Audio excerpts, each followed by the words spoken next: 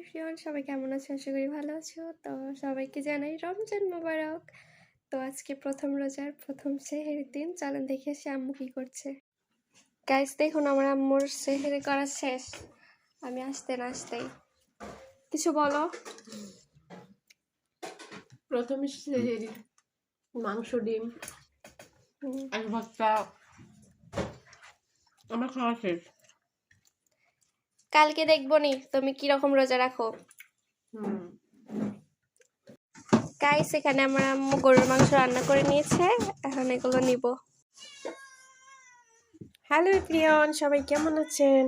এখন সাবিহা পুরি খাচ্ছে। সাবিহা, হ্যাঁ, কি দিয়ে খাচ্ছ? গরুর মাংস। ডিম ভর্তা নেওনি? আমি দেখি নাই।